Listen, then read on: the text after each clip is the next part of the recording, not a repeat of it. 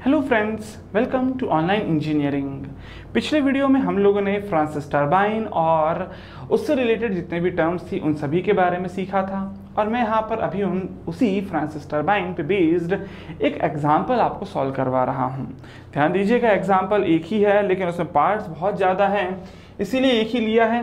देखेंगे total 9 part है इस पर्टिकुलर एग्जाम्पल में, ताकि सारे हर एक तरह का जो भी क्वेश्चन बन सकता है वो आपको यहाँ पर कवर हो जाए। ऑफ कोर्स ऑब्जेक्टिव क्वेश्चंस करते तो इन्हीं में से एक एक आपका पार्ट बनता जाता है, एक एक क्वेश्चन का। खैर चलिए देखते हैं यहाँ पर अभी फिलहाल क्या बोल रहा है इस क्वेश्चन में।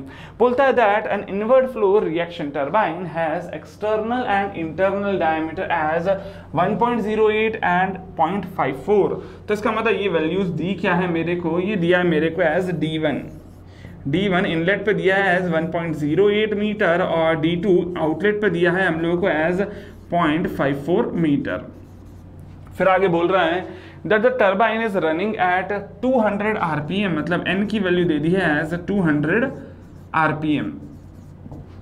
आगे बोल रहा है the width of turbine at inlet is 240 mm, that is B1 is given as 0.24 metre. ठीक है, and the velocity of flow through the runner is constant, that means VF1 और VF2 दोनों की वैल्यूज क्या हैं, बराबर है, and is equals to 2.16 metre per second. तो इन दोनों की वैल्यू भी दे दी है एज 2.16 मीटर पर सेकेंड।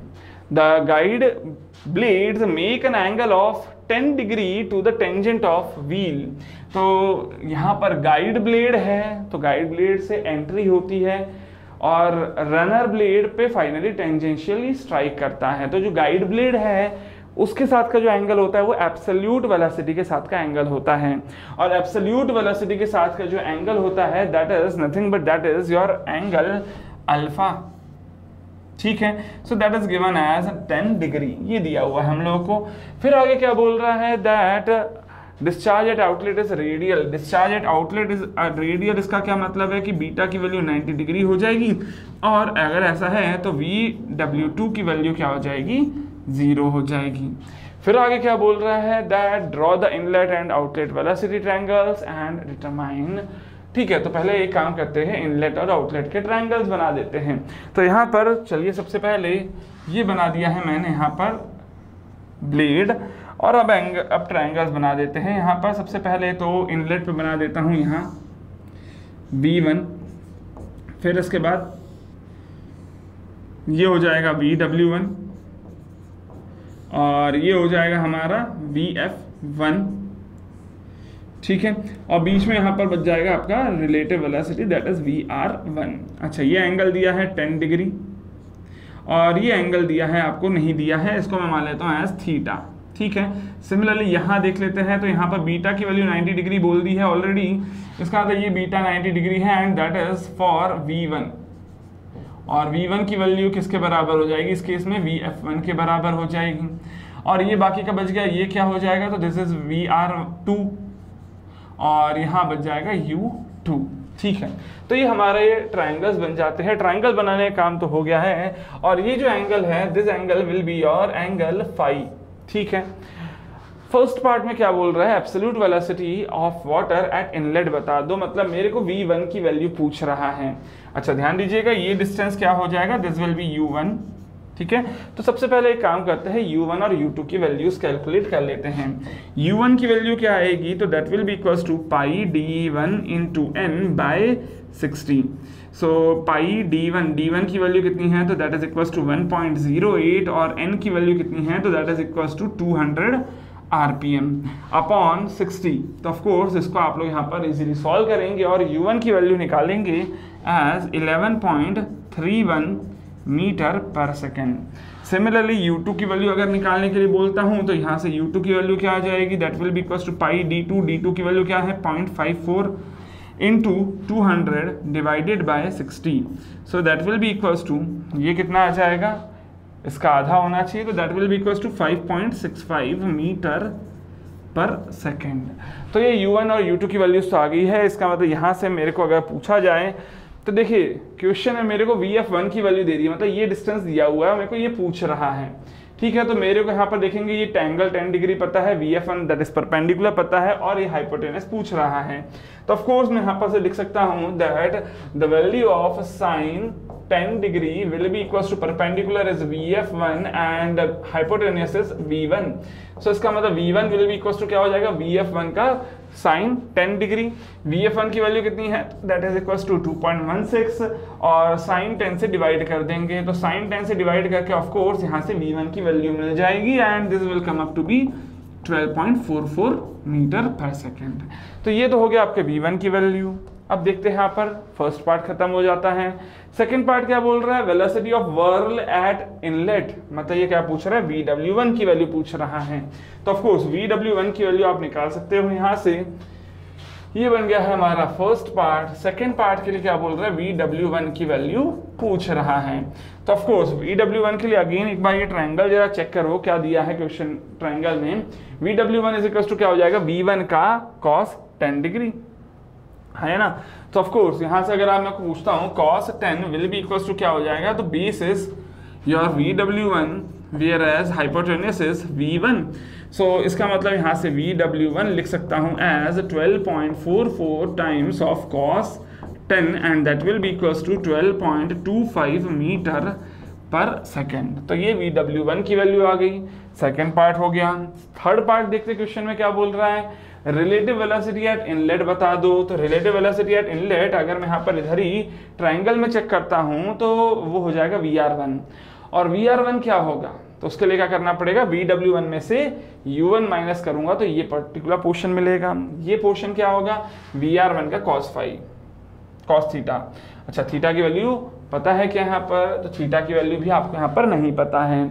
अच्छा, ये वैल्यू मिल जाएगी, और ये एक आपको VF1 पता है। तो पहले एक काम करते हैं, ये डिस्टेंस निकाल लेते हैं, ठीक है। So what will be that will be equals to VW1 minus U1, ठीक है।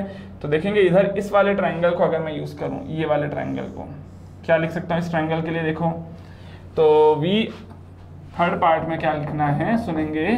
यहाँ पर मैं लिख सकता हूँ VR1 square is equals to VF square plus base square, और बेस क्या है, VW1 माइनस U1, यस और नो। देखो VW1 minus U1 is this particular distance, so इसका स्क्वायर कर देंगे। अच्छा देखिए यहाँ पर VF1 की वैल्यू पता है क्या आपको, हाँ बिल्कुल VF1 की वैल्यू आपने निकाली है, निकाली नहीं है, दी हुई है एज 2.16 प्लस VW1 की वैल्यू पता है क्या, हाँ दैट इज 12.25। अच्छा, U1 की वैल्यू पता है 11.31 होल स्क्वायर। तो ऑफ कोर्स इसको पूरे को आप लोग कैलकुलेट कर लेंगे तो VR1 की वैल्यू आपको इजीली मिल जाएगी and that will come up to be 2.35 metre per second and that will be VR1। Calculation का काम खुद आप लोग कर लेना। सो ये हो जाता है हमारा थर्ड पार्ट। अब आगे बढ़ते हैं फोर्थ पार्ट पे। तो फोर्थ पार्ट क्या है, runner blade angle. Runner blade angle मतलब ये क्या पूछ रहा है, तो ये पूछ रहा है थीटा और फाई की वैल्यूज। थीटा की वैल्यू निकालनी, क्या करेंगे, सो यहाँ पर बता सकते हो cos theta will be equal to VF1 upon VR1, है ना। सो लिख देता हूँ फोर्थ पार्ट के लिए cos theta will be equals to VF1 upon, sorry cos नहीं होना चाहिए था, ये sin थीटा हो जाएगा। So sin theta will be equals to VF1 upon VR1। So इसको मैं ठीक कर देता हूँ, इसको मैं लिख देता हूँ sin थीटा, थीटा की वैल्यू निकालनी है अपॉन VR1, ठीक है। तो VF1 की वैल्यू बोलो कितनी है, तो दैट इज इक्वल्स टू 2.16 और ये वैल्यू कितनी है, तो दैट इज इक्वल्स टू 2.35। तो ऑफ कोर्स यहाँ से आप इजीली थीटा की वैल्यू निकाल लेंगे और ये थीटा आ जाता है एज इक्वल्स टू 66.5 डिग्री, ठीक है। तो ये तो आ गया हमारा थीटा की वैल्यू। अच्छा सिमिलरली बोलो अब यहाँ पर फाई की वैल्यू निकालनी है, तो फाई क्या हो जाएगा, U2 पता है और यहाँ से मेरे को क्या पता है, इक्वल्स टू VF1 VF2 दोनों पता है, तो ये हमको पता है। तो U2 पता है और VF1 पता है, परपेंडिकुलर और बेस दोनों पता है। सो मैं यहाँ पर लिख सकता हूँ that 10 phi will be equals to perpendicular is VF2 and base is U2, ठीक है। VF2 की वैल्यू किसके बराबर होगी, VF1 के बराबर होगी and that is equals to 2.16 upon U2 की वैल्यू कितनी है, तो दैट इज इक्वल्स टू 5.65। ये आपको ऑलरेडी यहाँ से पता है तो आपको यहाँ से फाई की वैल्यू मिल जाएगी and that phi will come up to be 20.9 degree. ठीक है, तो ये 4 पार्ट हो गए हमारे। चलिए 5वां पार्ट भी देख लेते हैं, इधर ही लिख देता हूँ यहाँ पर 5वां पार्ट। 5th पार्ट में क्या बोल रहा है, width of runner eight outlet पूछ रहा है, मतलब ये क्या पूछ रहा है, B2 पूछ रहा है। तो B2 के निकालने के लिए क्या करेंगे हम लोग, डिस्चार्ज का फॉर्मूला पता है, डिस्चार्ज इज इक्वल टू क्या होगा, पाई D1 into B1 into VF1, ठीक है, and this should be equal to pi D2 B2 into VF2, इस तरह से लिख सकते हैं। देखिए पाई और VF1 और VF2 कैंसिल आउट हो जाएंगे, मतलब बचेगा B1 D1 is equals to B2 D2। Yes और नो, पूछ क्या रहा है, B2 की value, so B2 will be equals to B1 into D1। बोलो जल्दी जल्दी, B1 की वैल्यू क्या है, तो that is equals to 0.24 into D1 की वैल्यू कितनी है, तो दैट इज 1.08 और ये वैल्यू कितनी है, तो that is equals to 0.54, so that will be equals to 0.48 metre. So B2 की वैल्यू यहाँ से इजीली मिल जाती है एंड दैट विल 0.48 के बराबर, मतलब ये कितना आ जाएगा, 480 mm। ठीक है, सो ये हो जाता हमारा 5th पार्ट। अच्छा, नेक्स्ट क्या बोल रहा है, weight of water flowing through runner per second. Weight of water flowing through runner per second पूछ रहा है, तो यहाँ लिख देता हूँ 6th पार्ट। तो वेट पूछ रहा है पर सेकेंड, तो that will be equals to nothing but that is equals to rho ji Q होना चाहिए। लेकिन क्यू की वैल्यू कैसे निकालेंगे, तो उसके लिए आपको पता है that is equals to rho ji, Q की वैल्यू क्या हो जाएगी, pi D1 into B1 into VF1। Yes और नो, सो इसको यहाँ पर सारी वैल्यूज पुट कर देते हैं। Rho is equals to 1000, g is equals to 9.81, pi की वैल्यू आप पुट कर देंगे, D1 की वैल्यू कितनी है 1.08 और B1 की वैल्यू कितनी है 0.24 और VF1 की वैल्यू कितनी है 2.16। सारी वैल्यूज पता थी आपको, तो यहाँ से इजीली W डॉट की वैल्यू आप कैलकुलेट कर लोगे and that will come up to be 17.25 kilo newton per second. ठीक है, सो इजीली कैलकुलेट कर लिया। अब देखते हैं नेक्स्ट पार्ट क्या बोल रहा है, head at inlet of the turbine पूछ रहा है। तो देखिए इनलेट ऑफ टरबाइन पे हम लोग को एक तो बात पता है कि भाई एक रनर पे पावर गया है और उससे कुछ ज़्यादा होगा इनलेट पर। कितना ज़्यादा होगा, जितना छूट गया। छूट कहाँ गया, डिलीवरी एंड पर। डिलीवरी एंड मतलब वो जो रनर है उससे बाहर जब निकलेंगे तो क्या मिलता था, V2 square by 2G। Of course kinetic energy बच जाती है at the outlet of the runner, तो उसको भी ऐड कर देते हैं। सुनेंगे मैं क्या बोल रहा हूं, देखिए हेड एट इनलेट पूछ रहा हूं मैं, तो इसको मैं क्या लिख सकता हूं, head at runner plus head at exit, है ना, क्योंकि लॉसेस नहीं है तो एग्जिट पे जो भी बच गया है वो एक्स्ट्रा था जो रनर पे मिला उससे, है ना। तो रनर पे कितना मिल जाता है ये बता दो, हमें सिर्फ हेड की वैल्यू निकालनी है, तो उसके लिए फॉर्मूला हम लोगों को पता है, that is equals to 1/g into VW1 plus VW2। और पर यूनिट वेट ही अगर मैं हेड निकाल रहा हूं तो ऑफकोर्स वो क्या हो जाएगा, that will be equals to your, ये पर यूनिट वेट ही आप निकाल रहे हो एनर्जी या पावर। सिमिलरली यहाँ पर इसको एग्जिट पे कितना हो जाएगा, तो that will be equals to V2 square by 2G। ये head at exit that is equals to kinetic energy होगा।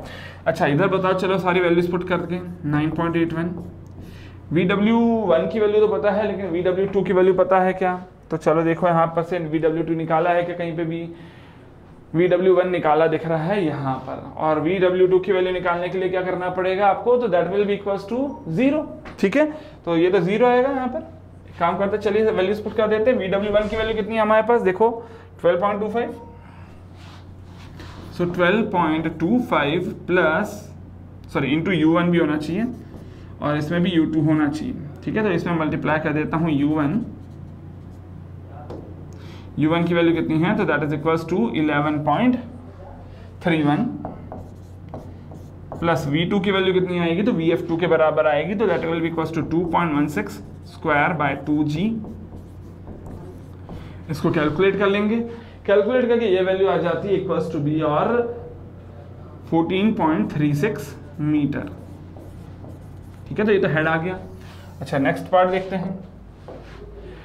नेक्स्ट बोल रहा है पावर डेवलप्ड कितना होगा ये बता दो। तो देखो पावर डेवलप्ड के लिए फॉर्मूला क्या है हमारे पास, पावर डेवलप्ड के लिए फॉर्मूला आप लोगों को पता है, that power is equals to rho ji Q. ये तो क्या हो गया, रो जी क्यू नहीं होगा, एक्चुअली रो क्यू होगा, क्योंकि हमारे ये फॉर्मूला पता है रनर पावर का लिए निकालना है आपको, तो यहाँ पर जी नहीं आता है। रो क्यू के साथ क्या मल्टीप्लाई करते थे आप, यही VW1 U1, ठीक है। तो rho Q, rho is 1000, Q is, Q की वैल्यू कितनी निकाल ली हम लोगों ने, तो वो हम लोगों ने यहाँ से कैलकुलेट करी होगी, ठीक है। ये है हमारा क्यू, ठीक है। तो ऑफ कोर्स क्यू की वैल्यू कितनी आ जाएगी, वो आप पुट कर दें यहाँ पर, pi 1.08.24 into 0.16, sorry 2.16 into VW1 into U1। VW1 की वैल्यू कितनी है, तो that is equal to 12.25 into U1 की वैल्यू कितनी है 11.31, दोनों को मल्टीप्लाई कर दो तो यहाँ से पावर की वैल्यू मिल जाती है, and that will come up to be 243.6 kilo newton. ये हो गया हमारा 8th पार्ट। अच्छा 8th के बाद आ जाएगा 9th पार्ट, तो चलिए 9th पार्ट मतलब लास्ट पार्ट पे पहुंच गए हम लोग इस क्वेश्चन के। सो that is 9th part for this particular question. क्या बोल रहे हैं, hydraulic efficiency of the turbine कितना होगा। तो हाइड्रोलिक एफिशिएंसी के लिए फॉर्मूला क्या होता है बोलो, ईटा एच के लिए फॉर्मूला बोलो फटाफट, कितना क्या था हमारा, तो that is equals to VW1 into U1 upon G into H inlet पर देखना पड़ेगा। VW1 U1 की वैल्यू कितनी हो जाएगी, तो that is 12.25 into U1 is 11.31 upon g की वैल्यू पता है आपको 9.81 है, और H की वैल्यू एट इनलेट कितनी निकाली, दैट इज इक्वल्स टू 14.36, ये रही H की वैल्यू। सो ऑफ कोर्स इसको आप लोग कैलकुलेट कर लेना, कैलकुलेट करके अच्छा साथ में यहाँ पर मल्टीप्लाई जरूर कर देना 100 का। सो ऑफ कोर्स ये वैल्यू आ जाएगी इक्वल्स टू 98.3% के आसपास, ठीक है। तो देखिए इस पर्टिकुलर क्वेश्चन में 9 पार्ट थे, 9 पार्ट सभी के सभी एक एक ऑब्जेक्टिव के बराबर थे। ऑफ कोर्स ये आप लोग फील भी करोगे कि जब हम लोग इस तरह के क्वेश्चंस कर लेते हैं तो ऑब्जेक्टिव्स बहुत इजी लगते हैं। करना किस तरह से था वो मैंने आपको समझा दिया, एक एक स्टेप यहाँ पर आई होप आपको समझ में आई होगी। 9 पार्ट थे, लेकिन ये मैं जानता हूँ एक पर्टिकुलर क्वेश्चन करने से आपका कॉन्फिडेंस हाई नहीं होता है। अगले लेक्चर में और भी क्वेश्चंस लेते हैं हम लोग, कोई दिक्कत नहीं है, और क्वेश्चंस करेंगे, जितना ज़्यादा क्वेश्चंस करेंगे उतना कॉन्फिडेंस आपका भी डेवलप होता है। तो चलिए मिलते हैं हम लोग हमारे नेक्स्ट लेक्चर में with some more questions on the Francis turbine. तब तक लगातार पढ़ते रहे, बढ़ते रहे। Happy engineering.